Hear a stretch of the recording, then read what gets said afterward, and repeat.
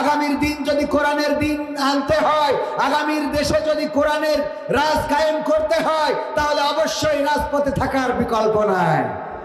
কারণ বাতিলেরা তারা কিন্তু নানান ভাবে আমাদের মিজানুর রহমান আজহারি ভাই বললেন যে এক দল খেয়ে গিয়েছে আর এক দল খাওয়ার জন্য বসে আছে।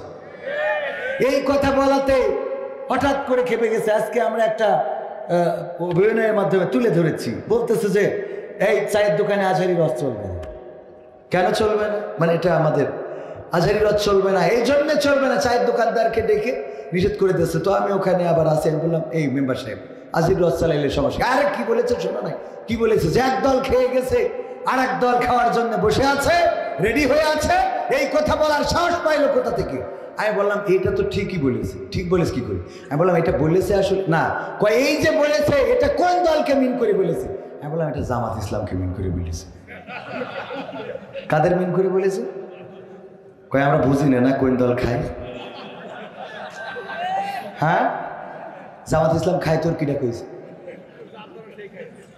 আমি বললাম তাইলে তো নাম কারোর ধরে নাই, হইতে পারে জামাত ইসলামেরই মনে হয় কইছে। যদি জামাত ইসলামের না বলে থাকে তাইলে আপনারা খেপে গেলেন কেন? কোন কারণে গায়ে লেগে গেল? ওগো আমার ভাইয়েরা, দুর্নীতিবাজদের বিদায় করেছি রক্ত দিয়ে, আন্দোলন করে শহীদ হয়ে এই দেশে রক্ত দিয়েছি। হাজার হাজার ছাত্র জনতা রক্ত দিল, আর বাংলাদেশের টাকা যারা প্রচার করলো, আমি বলেছি অনেকেই ছিল আগের জামানায়, আগের সময় 16টা বছরে সন্তানকে পড়িয়েছে আমেরিকায়, লন্ডনে, বাড়ি বানিয়েছে বেগম পাড়ার কানাডার বেগম পাড়ায়, আর কি করেছে টাকা রেখেছে সুইজারল্যান্ডের সুইস ব্যাংকে, ব্যবসা বাণিজ্য করার জন্য গিয়েছে দুবাই, ফ্ল্যাট কিনেছে বুর্জ খলিফায়, তারপরে আরো কি করেছে বেড়াতে পিকনিক করার জন্য গিয়েছে থাইল্যান্ডে, আর অসুস্থ হইলে যায় সিঙ্গাপুরের মাউন্ট এলিজাবেথে। আর আমাদেরকে বলে যখন ইফতারের সময় এসে যায় তখন বলে তোমরা পেয়ারা খাও। কি খাও? তোমাদের সব বিদেশি, তোমাদের ছেলে বিদেশে, মেয়ে বিদেশে, বাড়ি বিদেশে, ঘর বিদেশে, বউ বিদেশে, গার্লফ্রেন্ডও বিদেশে। আছে না নাই? রক্ষিতা আছে না না? আছে মানে কি? টাকা হইলে এগুলোর অভাব হয় না। ওগো আমার ভাইয়েরা, এইগুলো তোমরা করে বেড়াও, আর আমাদের এইভাবে বলো পেয়ারা খাও, আমাদের বলো গোশতের অভাব পূরণ করার জন্য কাঁঠাল ব্যবহার করো। ঠিক না বেটে? বাবারে, ওই যে কান্না করতেছে ভারতের, দেখলাম ভারতের লোকজন বলতেছে আমাদের, আজকে পত্রিকা নিউজ হলো ভারত আমাদের কাছে কম দামে পেঁয়াজ রপ্তানি করবে। দেখেছেন না? আমাদের আর লাগবে না। কেন লাগবে না? কারণ পেঁয়াজ ছাড়া রান্না আমাদের নেত্রী শিখায়, তারপর ওই পাশে গেছে। এখন কম দামে দিবি কেন? কারণ ওই পাশেও শিখাচ্ছে যে পেঁয়াজ ছাড়া কি করে রাঁধতে, এই জন্য ও দেশেও খেলছে না, আমাদেরও লাগছে না, এখন পেঁয়াজ পরে নিয়ে যাবে। ঠিক না বেটে? আমরা শিখে গিয়েছি পেঁয়াজ ছাড়া কেমন করে রান্না করে খেতে হয়। সুতরাং দাদারা, পেঁয়াজ দিয়া লাগবে না, গরু দিবা না, কোনো অসুবিধা নাই, কারণ আমরা কাঁঠাল দিয়ে গোশতের অভাব পূরণ করা শিখেছি। ঠিক না বেটে? সৌদি আরব যদি ঠিক না বেটে? সব শিখলাম। আবার বেগুন যদি না হয়, বেগুনের দাম যদি বেশি হয়, কুমড়ো দিয়ে বেগুনি বানাবো সেটাও শিখেছি। হ্যাঁ, সব শিখা আছে। সুতরাং টেনশনের কোনো কারণ নাই। যদি পারো, আমাদের নেত্রী, আমাদের সম্পদ তোমরা তো নিয়ে গিয়েছাও। 71 সালে আমাদের মিল, কলকারখানা, জুট মিল, মেশিন, টাকা পয়সা, পানি, নদী, নালা, মাটি, সীমানা সব নিয়ে গিয়েছাও। মনে যা চেয়েছে হাজার হাজার কোটি কোটি টাকার জিনিস নিয়ে গেলে, আর এই স্বাধীনতার সময় 5ই আগস্টে আবার আমাদের এত উন্নয়ন যে করে দিলে তার গড়ে নিয়ে চলে গেছে। কিরাম লাগে, কত বড় শয়তান। আমি কই হাসিনার নামে কেস করলাম, মোদির নামে কর।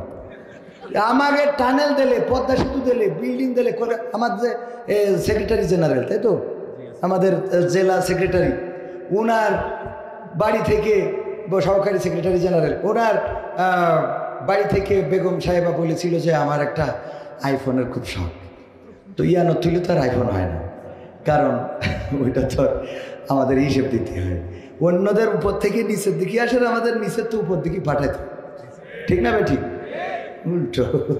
তো এখন এই অবস্থার মধ্যে তাও যাক কষ্ট মষ্ট করি হানে তাল বাইনা করি একটা আইফোন কিনে যেদিন দিয়েছে স্ত্রীর হাতে, ওই দিন হঠাৎ টেলিভিশনে খবরে দেখে বলতেছে এই মোবাইল কে দিয়েছে, শেখ হাসিনা দিয়েছে। এবার বলছিস তোমার জামাত করতে কয় কিনা, তুমি একটা ফোন চাইছি ভালোবাসার জায়গা থেকে নিজে কিনে না দিতে পারো, দিয়ে না, তো বলে হাসিনার ফোন আমার কাছে নিতে চাও। এই সংসারে কি একটা বিধিখিস্ত অবস্থা, কথা কি বোঝা গেছে?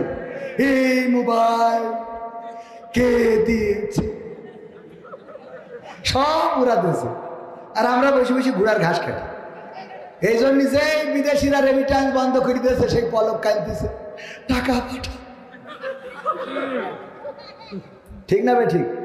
তো এতদিন তো তোরাই সব করলি, পদ্মা সেতু তাও নাই শুনলাম তোদের বাড়ির ভিটে বেচা টাকাতে বানাইছিস, এখনো ঋণ শোধ করতে আছে আমাদের, হ্যাঁ ঠিক না বেঠে? সুতরাং আমি বলতে চাই তাওহীদি জনতা, আর হেলা ফেলা করে দিন কাটানো যাবে না, চায়ের দোকানে সিরিয়ালের আড্ডায় থাকা যাবে না, এখন মসজিদ ভরে ফেলতে হবে। আমাদের এমন একটা সময় ছিল মসজিদে বসে কোরআন পড়লেও নাশকতা করা হচ্ছে এমন কথা বলে অ্যারেস্ট করে হাতে হাত করা, পায়ে ডান্ডা বাড়ি এবং রিমান্ডের নামে অকথ্য নির্যাতন করা। কাজে লাগাতে হবে, মসজিদ শুধু ইবাদতের জন্য নয়, ওখান থেকেই গ্রাম পরিচালিত হবে। বাইতুল মুকাররম শুধুমাত্র জাতীয় মসজিদ নয়, সেখান থেকে যেই কথা আমাদের খতিবরা বলবেন সেটা গোটা দেশে পালিত হতে হবে। মসজিদকে কাজে লাগানোর দরকার আছে না নাই? আমাদের সেই সময় বলেছিল ছাত্রলীগ যুবলীগের ভাইয়েরা, আপনারা মসজিদে যাবেন নামাজের জন্য নয়, যাবেন জামাত শিবিরদের দেখার জন্য। তারা ওখানে কি করে? মসজিদে ওখানে রক কাটতে যায়। হ্যাঁ, রক কারা কাটে, হত্যা কারা করে, খুন কারা করে, গুম কারা করে? বাংলাদেশের ইতিহাস শুধু নয়, গোটা বিশ্বে ইতিহাস হয়ে আছে, বলেন ঠিক কিনা? গোটা বিশ্ব জেনে গেছে যে এই কাজগুলো কারা করে আর কাদের নামে চালায়, ঠিক না বেঠে? মন্দিরে হামলা, মূর্তি ভাঙা, জামাতের আমিরের নামে কেস, ও চোখি দিয়ে পারে না, ওর নামে কেস, কথা কয় না, ঠিক না বেঠে? আবার দাদারা অভিযোগ করলো এই দেশে সংখ্যালঘু নির্যাতন হচ্ছে। কি লঘু? আপনার এলাকায় কোনো হিন্দুকে 5ই আগস্টের পরে পিটানো হয়েছে, মারা হয়েছে? মাথা না কাটলে নাকি বেরোতে দিচ্ছে না, এরকম ঘটেছে? মানে এই মাথা না পাগল, বেরোতে দিচ্ছে না, হয়েছে এরকম কিছু? হয়েছে, ঘটেছে? ঘটে নাই তো। আবার বলে কি থাকবে না বাংলাদেশ, বাংলাদেশ থাকবে না, তোর অসুবিধা কি? না থাক, তুই তো বাংলাদেশের লোক না। এত জলে কেন? জলে, ওদের জলে। আবার বলে যে না কাটলে বের হইতে দিচ্ছে না। আমি বলেছি আমরা তো কাটাকাটির মধ্যেই নেই, আমাদের দেশের হিন্দুরা ওরা কাটুক রাখ, ওদের তো কাটার কোনো বিধানই নেই, দরকারই নেই। কিন্তু তোমরা যারা বলছো চলো চলো ঢাকা চলো বাংলাদেশ চলো, আইসো, আমরা তার কাটায় কেসি নিয়ে বসে থাকলাম, তোগের অন্তত কেটে দিব। আর কি করব? যদি কারোর আমরা নাও পাই নাগালে, আসার পরে বলবো দাদা কেটে এসেছেন নাকি গিয়ে কাটবেন? কে কথা ঠিক আছে তো? আমার ভাইরা, আমি আলোচনায় যাব। সূরা তাহার 55 নম্বর আয়াত, যে আয়াতটা আমাদের সবার মুখস্থ আছে না নাই? সূরা তাহার 55 নম্বর আয়াত, এই আয়াতে কারিমা তেলাওয়াত করেছি, সবার মুখস্থ। এটা কখন লাগে আমাদের? কবরে মাটি দেওয়ার সময়। অথচ আমরা এই আয়াতের পরে জুলুম করি, আমরা বুঝতেও পারি না এই আয়াতটা কবরে যে পড়ার জন্য বলেছে কি আমি খুঁজে পাইনি। আমরা কেন ওখানে যে পড়ি জানি না।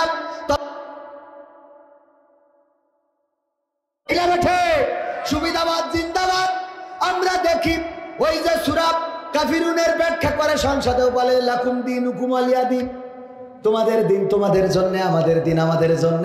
এই ব্যাখ্যা খুব কায়দা করে করে, অথচ আমার আল্লাহ যে আরো বলেছে ইউরিদুনা লিইউতফিউ নূরাল্লাহি বিআফওয়াহিহিম আল্লাহু মুতিম্মু নূরিহি ওয়ালাউ কারিহাল কাফিরুন হুয়াল্লাযী আরসালা রাসূলাহু বিল হুদা ওয়া দীনিল হাক্কি লিইয়ুযহিরাহু আলাদ দীনি কুল্লিহি ওয়ালাউ কারিহাল মুশরিকুন। আমার আল্লাহ বললেন ওরা চায় মুখের ফু দিয়ে ইসলামের আলোকে নির্বাপিত করে দেবে, কিন্তু আমি আল্লাহ চাই কোরআনের আলোকে প্রজ্বলিত করে রাখবো, যতই তাদের কলিজার মধ্যে জ্বালাপোড়া হোক না কেন। শুধু তাই নয়, আল্লাহ রাব্বুল আলামিন পরবর্তী আয়াতে বলে দিলেন আমি রাসূলকে দিন হুদা সহকারে, হেদায়েত সহকারে, দিনে হক সহকারে পাঠিয়ে দিলাম, এই জন্য যে তিনি সকল দলের উপরে, সকল মতের উপরে আমি আল্লাহর দিনকে বিজয়ী করে দেখাবি। সেই আল্লাহর দিনের দল কোনটা? ইসলামের দল না অন ইসলামের দল? কোন দল? ইসলামের দল। আর এই ইসলামের দলের পক্ষে থাকার দরকার আছে না নাই? ওগো আমার ভাইরা, এই জন্য আমি জায়াতে কারিমা তেলাওয়াত করেছি, অনেকেই সুবিধাবাদ জিন্দাবাদ বা ট্রাকে লিখে রাখে, কি লিখে যে গাছ লাগান পরিবেশ বাঁচান, আর পৃথিবীর সব গাছ কেটে গাড়িতে তুলেছে। ঠিক না বে ঠিক?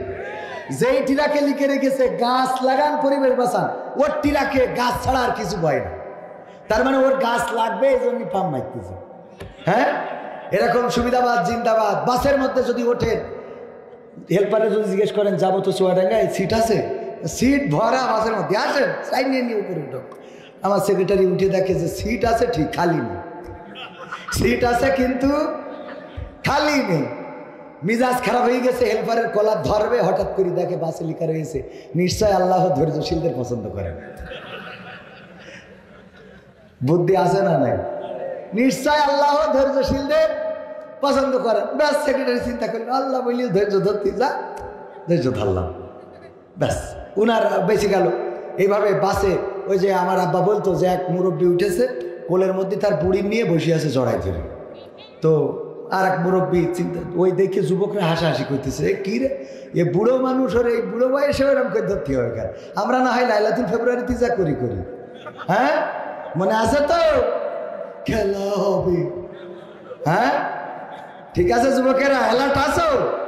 কথা হবে এখনো ইনশাআল্লাহ। থাকবেন শেষ পর্যন্ত? থাকা যাবে নাকি শয়তানে উঠাই নিয়ে যাবে?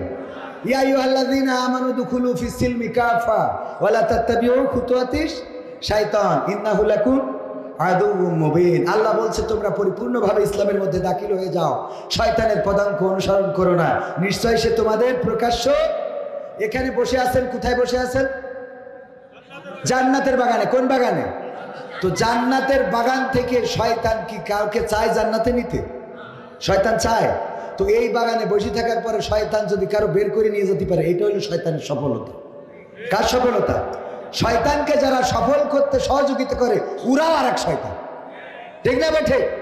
ওরাও কি আর এক শয়তান। ওদের যেভাবেই বলেন, যেভাবেই করেন, ওই শয়তানগুলো ঠিক রাখতে পারবেন না। কারণ হলো যে জান্নাতে আল্লাহ তো সবাইকে নেবে না। নেবে? জান্নাতে সবাই যাবে? এই জান্নাতের বাগানে যে বসতে পারে না, পরকালের জান্নাতের বাগান চাও, এত সোজা মনে করি না। আমি গতকালকে আলোচনায় বলেছি যে আমার আগে ধরিয়ে আল্লাহ যদি শাস্তি দেয়, প্রথম শাস্তি দেবে তুই। আমি বলেছি আল্লাহ রাসূল বলে দিয়েছে যে সবচেয়ে ছোট জান্নাত পাবে, সেই জান্নাতটার পরিধি হবে এই দুনিয়ার কয় গুণ? 10 গুণ বড়। একজন গাঞ্জাখোর 100 টাকা দিলে আমি তার জান্নাতুল ফেরদাউস, আল্লাহ মাকসাদ 100 টাকা দিয়ে তুই জান্নাতুল ফেরদাউস দিয়ে দে। আল্লাহ কবে তুই 100 টাকায় জান্নাত বেচলি কি করে? ও গাঁজা খেয়ে কুল পায় না। 10 দুনিয়া সময় তোর আলমডাঙ্গা জমি কিনতে গেলে 1 শতক তো 30 লক্ষ টাকা লাগে, আর তোর 10 দুনিয়া সমান একটা জান্নাত তুই 100 টাকায় দিয়ে বসে রয়েছিস। কথা কয় না? এত সোজা মনে করেন না। মনে করেন কবির মনে হয় জান্নাতে যাবো, এত সোজা না। বাটাম আগে এইটা খাবে, তারপরে আপনাদের। আল্লাহ এত সহজ মনে করেন না। রাতের পর রাত, দিনের পর দিন, তাহাজ্জুদের পরে তাহাজ্জুদ, রক্ত, জীবন, শহীদ। আল্লাহ নবীর সাহাবীরা কিভাবে জীবন দিয়েছেন। যায়েদ বিন হারিস বিশ্বনবীর পালক পুত্র, বলল যে মা, আমার মা তো আম্মা আয়েশা রাদিয়াল্লাহু তাআলা আনহা, আর আপনি বলেছেন, ব্যাস চলে গেলাম। জাফর স্ত্রী বলতেছে, আল্লাহ আমার স্বামীকে তুমি গাজী বানাই পাঠাইও। জাফর বলতেছে, আমার আগেও একটা আছে, পরেও একটা আছে, আমি যে আজকে মরবিটা নিচ্ছি। আল্লাহু আকবার বলবেন না? সন্তানরা কান্নাকাটি করতেছে, আব্বা কোথায় যাচ্ছ, আর তো দেখা হবে না। একবারও পিছনের দিকে তাকায় নাই। আব্দুল্লাহ বিন রওহা বিয়ে করেছে, বাসরের রাত। আল্লাহ রাসূল বললেন, আব্দুল্লাহ বিন রওহা তোমার তৃতীয় সেনাপতি করতে চাই। বললো, এটা তো আমার সৌভাগ্য। চলে গেলেন যুদ্ধের ময়দানে, 3 জনই শহীদ। ঘটনা মুখস্থ আছে না সবাই? আছে না? না, সব মুখস্থ। এত কষ্ট করে তারা জান্নাতে গেছে, আর আপনি বিড়ি টানেন। আরে মাহফিলি, আমার ভাই বললো যে কোরআনের মাহফিল, 100 টাকা দেন, আর আমি জান্নাতে পাঠাই দিলাম। এত সোজা, এত সহজ না, এত সহজ মনে করেন না। অনেকেই বলে মুসলমান হয়েছে যখন জান্নাতে যাব। তুই কি এর মুসলমান? তোর মুখির যখন নামাজে জুম্মার দিন আমিন বলিস, তোর গন্ধে ফেরেশতারা আমল নামা খাতা থুয়ে বাড়ি চলে যায়। ঠিক না বেঠিক? খাতা কান্দের বা থুয়ে খাইতে, তুই আগে নামাজ পড়ি না, তারপর আসবে সোয়াব লেখবে কি? এত গন্ধ, এত দুর্গন্ধ। এই যুবকেরা ওই জায়গায়, ওইগুলো কোন উৎকাট যুবক এগুলো? এই উৎকাটগুলো আসছিল কে জন্য মাহফিলে? হ্যাঁ, এগুলো ছাত্রলীগ যুবলীগের পোলাপান। এদের কোরআন ভাল লাগে না, এইগুলো কোরআন ভালো লাগে না, হক কথা ভালো লাগে না। যেইগুলো চলে যাবে বুঝে নেবেন। আমি মাঝে মাঝে উদাহরণ দিতে বলি, আমার সেক্রেটারির কথা না বলি, এবার আমিরের কথা বলি। আমির সাহেব, উনি বাড়িতে মুরগি পালন করে, ওনার স্ত্রী মুরগি পালন করে, 10টা ডিম দিয়েছে। কয়টা? তো 10টা ডিম দেওয়ার পরে 5টা ডিম ওনার আত্মীয় আসিছিল, শ্বশুর, তো কায়দা করে যত্ন করে খাওয়াইতেছে। বাকি আছে কয়টা?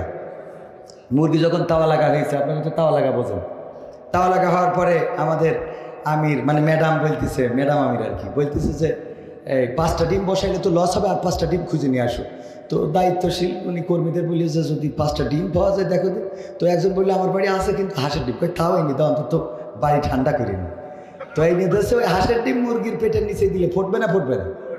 ফুটার পরে মুরগি সকালবেলা বলছে, এই শোনো, খবরদার, তোমরা এই ঠান্ডায় কুয়াশায় ভিজবা না, শীতের সকাল দূরে যাবা না, যতক্ষণ রোদ না বের হয় ততক্ষণ আমার কাছে থাকবা, আমি যেই দিকে যাব সেই দিকে যাবা।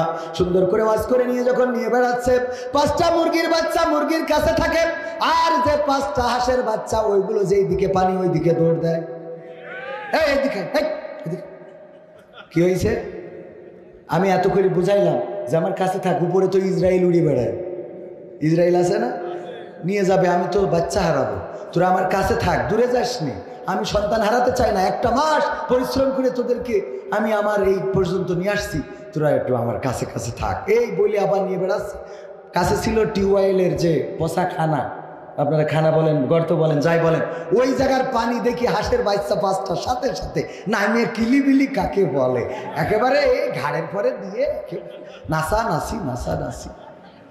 মুরগি বলছে, আমার বোঝা শেষ, আমার বোঝা শেষ, আমি যে 10টা বাচ্চা মানুষ করতেছি, আমার বোঝা শেষ।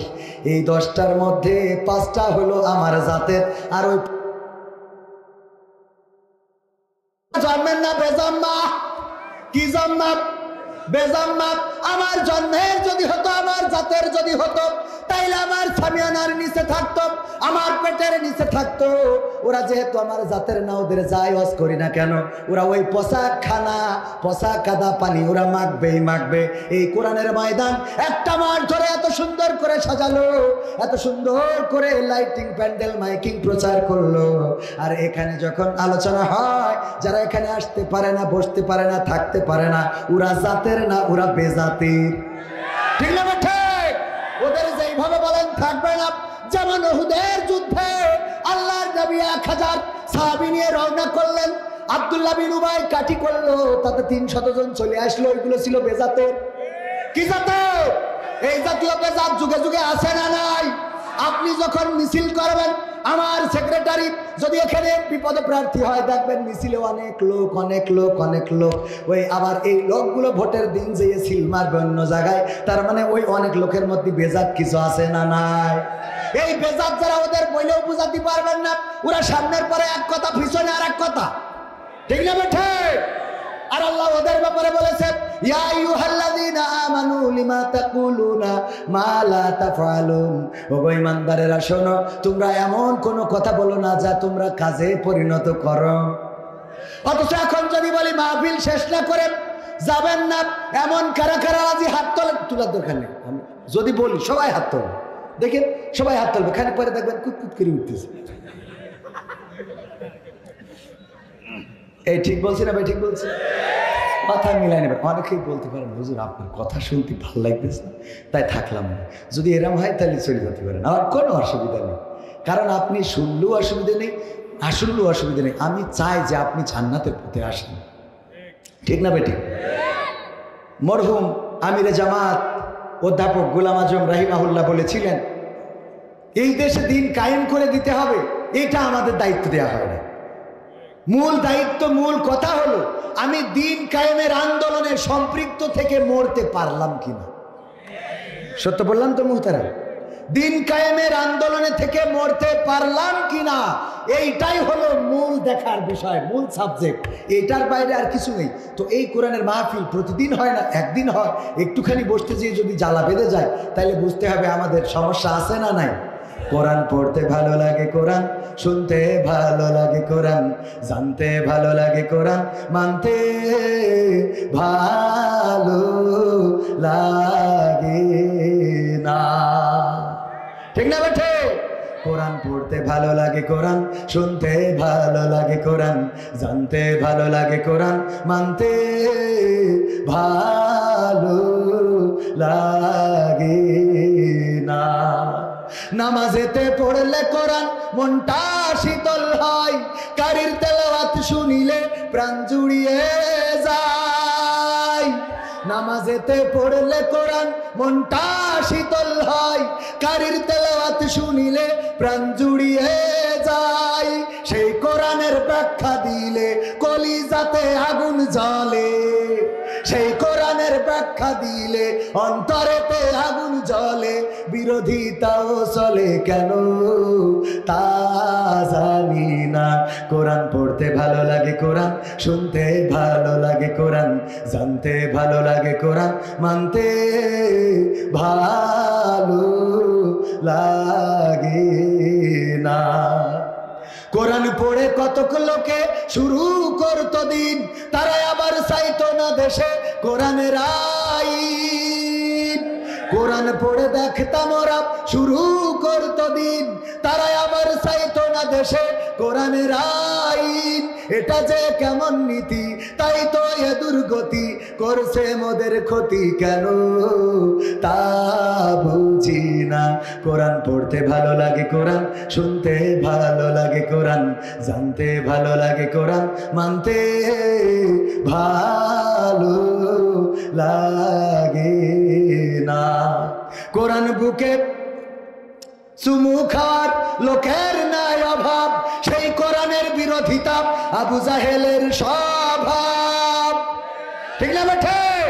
কোরআন বুকে চুমু খাওয়ার লোকের নাই অভাব, সেই কোরআনের বিরোধিতা আবু লাহাবের স্বভাব। মানবা সুবিধা মতো, তাই এই বুকে ক্ষত, দেখলে এমন কিছু সইতে পারি না। কোরআন পড়তে ভালো লাগে, কোরআন শুনতে ভালো লাগে, কোরআন জানতে ভালো লাগে, কোরআন মানতে ভালো লাগে। এমন মানুষ আছে না নাই? এইখানে কি আছে? আছে? কারা কারা হাত উঁচু করেন? এখানে আছেন কারা? তাও দু একজন তুলেছে আবেগে আবেগে। আল্লাহ বলছে ইয়া আইয়ুহাল্লাযীনা, আল্লাহ বলছে ওয়াইদা কুরিয়াল কুরআনু ফাসতামিউ লাহু ওয়া আনসিতু লাআল্লাকুম তুরহামুন। যখন তোমাদের সামনে কোরআন পড়া হবে, কোরআন বলা হবে, তখন তোমরা তোমাদের হৃদয়ের কান দিয়ে শুনবে, যাতে করে তোমাদের উপরে আল্লাহর রহমত বর্ষণ হতে পারে। এবং চুপ থাকবে, চুপ থাকবে আর কি করবে? হৃদয়ের কান দিয়ে শুনবে। কথা যখন শুনবেন খালি আবেগে হাত উঁচু করলে হবে? কথা কেন হবে? কতবার হাত উঁচু করলেন, নামাজ পড়বো, নামাজ ছাড়বো না, কিন্তু যেদিন হাত উঁচু করেছেন ওই দিনই ফজরের নামাজ পড়েন, ঠিক না ভাই? ঠিক। তাহলে হাত উঁচু করে একটা গুনাহ হলো, নামাজ না পড়ে একটা গুনাহ, আর হাত উঁচু করে ওয়াদা করিলেন তার জন্য আর একটা গুনাহ। বাড়ায় না, হাত উঁচু করার সময় বুঝে শুনে করতে হবে। আমাদের এক হুজুর বলছিল, মানে ওই ওয়াজ করতেছে টাকা কালেকশনের জন্য, তো টাকা কালেকশন করতেছে 50,000 টাকা দেওয়ার মতো কেউ কি আছেন? 50,000 টাকা এই যুবকদের দেবেন। কেউ রাজি হয় না, রাজি হয় না। সুন্দর করে সুদ দিব।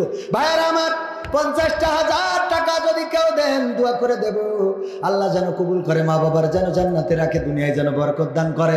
কেউ কোনো কথা বলে না, বলে না, বলে না। হুজুরের হয়ে গেছে মিজাজ খারাপ যে 50,000 টাকা কেউ দিয়েছে, এবার রাগ করি।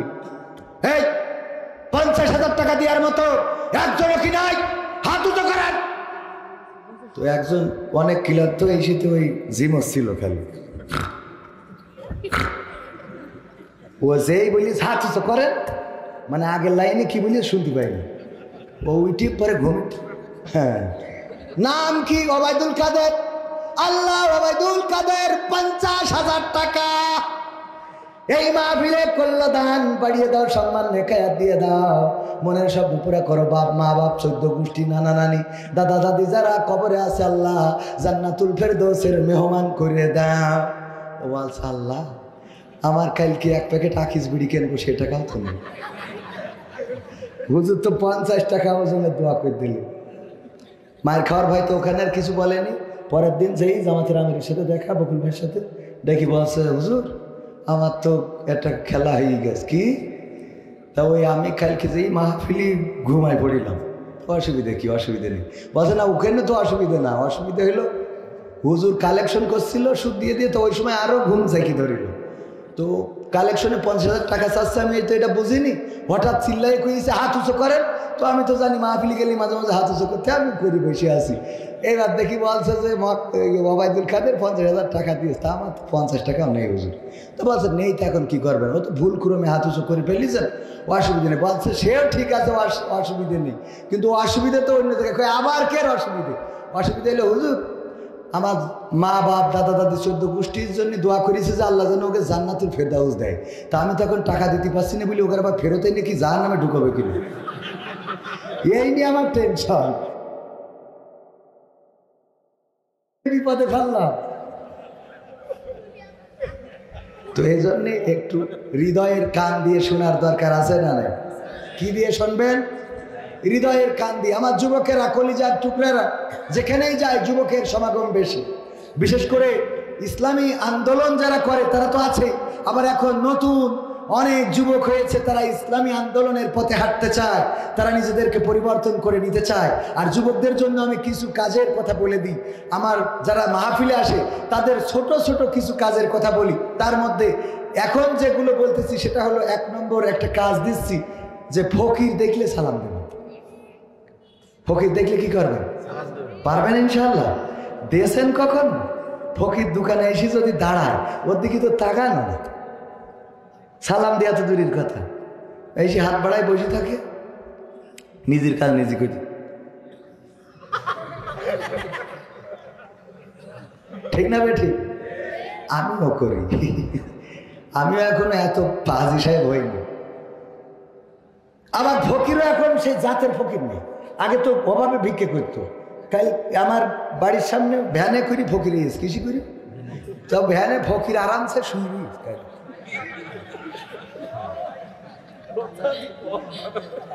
আরামে শোয়া। আর ওদিকে মাইক চলছে, ভাই জানি মাইক চলছে। ফকির এসে দুয়ারে দান করেন গো ভাই, দুনিয়াতে দান করিলে পরখানে পায়। আর ও যে ভ্যান চালায় ওই গামলা নিয়ে আমার গেটের সামনে। তাই আমি বলছি ভাই আমার একটা কথা ছিল আপনার সাথে। কি? এই যে কষ্ট করে ফকিরের ভ্যানে করে নিয়ে বেড়াচ্ছেন সারা দুনিয়া, এটা না করে আপনি ওই ভ্যানটা যদি বাজারে চালান, চালাই যে ইনকাম হবে তাই দিয়ে তো ফকিরি চালাইতে পারেন। বলছে হুজুর আপনি বুঝতে পারেন না। কে? তো বলছে আমি ফকির আনিছি। কিটা বললো? নিজে দেখলাম তুই চালাই নিয়ে আসলি। বলছে আসলে আমি ফকির নিয়ে আসিনি, ফকির আমার নিয়ে আসে। কে? বলছে ও ভ্যানও ফকিরের, মাইকও ফকিরের, গামলাও ফকিরের, আমিও ফকিরের। কেন? বলছে আমার ড্রাইভার। ও রে আল্লাহ, ড্রাইভার আমার বেতন দেয় মাসে মাসে, আমি ওই বেতনের জন্য ওই নিয়ে বেড়াই। আর ওই তাই বলছে মাইক রেকর্ডিং করা কেন? বলছে ওর হিসেব হইলো এত কথা বলি পারে কিনা। একদিন বলি ঠিক দিস, হতে তুই দিলি দে, না দিলি না। অসুবিধা নেই। কি জ্বালা, আরামসে শুয়ে আছে, মানে কোনো কথাও বলবে না। এগের ভিক্ষে দিতেছে করে বলে। এয়ারপোর্টে মালয়েশিয়াতে এসে নামলাম, ফকির ফকির বিদেশ আসলে একটু ধরে, তো এক ফকির দিয়েছি, ও যেইতে আরো 14 গোষ্ঠীর খবর দিয়েছে, বলছে যা ফাটিয়ে পাইছে। এবার 5-7টা এসে বলছে আমাকে দেন। হ্যাঁ বলছে বাবু তোকে দিলি তো আমার আবার এখন তোকে সাথে যোগ দিতে হবে, বিদেশ থেকে খেটে নিয়ে আসলাম, তো তোকে দিয়ে তা আমি তালিকে ভিক্ষে করা শুরু করে দিই, তাছাড়া তো উপায় নেই। এই ফকিররা খেপে গেছে, আপনি ওর দেশেন, ওর ফকির মনে হয় কি আমাকে ফকির মনে হয় না? মানে মায়া বেরিয়ে বসে এরকম একটা, আরে বাবা ওকে আক্রোশ বলছে ওর ফকির মনে হয় আমাকে ফকির মনে হয় না। বললাম না, তোকে ফকির মানে কি, ফকির লিডার মনে হয় তোকে, ফকির কমিটি। এই যে ফকির, যাই হোক ফকিরকে কি করবেন, সালাম দিবেন, এটা হবে।